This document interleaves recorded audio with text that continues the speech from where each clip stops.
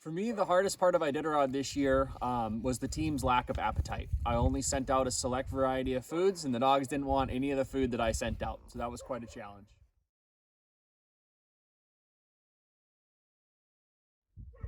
I finished this year's Iditarod with 8 dogs, having dropped 6 along the trail. And actually almost all of the dogs I dropped I thought would make it to the finish line. In particular, 3 who have finished the last 2 Iditarods with me, QARTH, MEREEN, and Whiskey. So I was quite surprised when I had to leave them behind.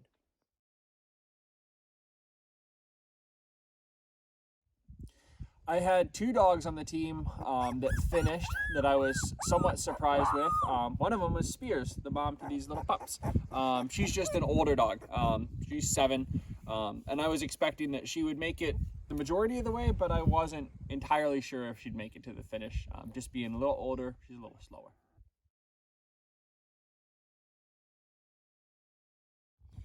This year, my favorite checkpoint actually wasn't an official checkpoint. It was the village of SHAKTOOLIK, where we normally stop. They moved us outside of the village with the coronavirus, but they set up a temporary checkpoint, and it was wonderful. They did a great job.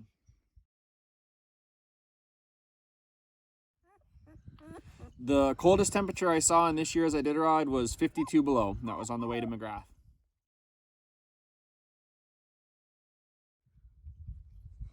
Snacking is an important part of my day while I'm on the sled, and one of my favorite snacks was beef jerky that Katie Jo made for me, as well as my mom's chocolate chip cookie.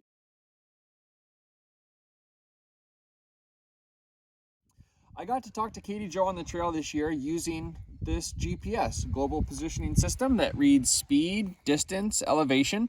It also allows me to text. This year's race was dramatically affected by the coronavirus, especially in the second half and the finish. My mom actually didn't make it to the finish line to see me, and there were no fans at the finish line. Typically there's somewhere between 2,000 and 3,000 fans that come to Nome, and this year there were almost none.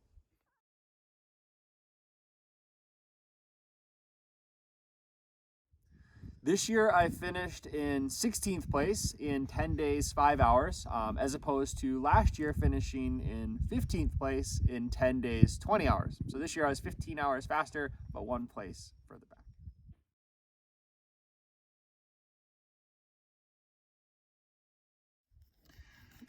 In 16th place this year, I won $14,500.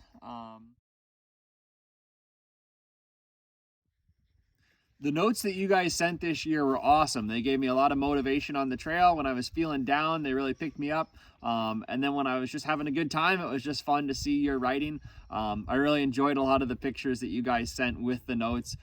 So I really appreciate those, and that was a lot of fun to have in my drop bags.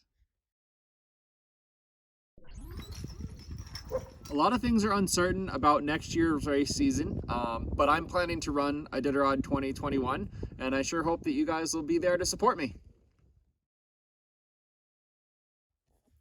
We were very disappointed when our trip to visit you guys got canceled this spring, and we're sure hoping that travel will be in place next year and we'll be able to come and see you and say hello.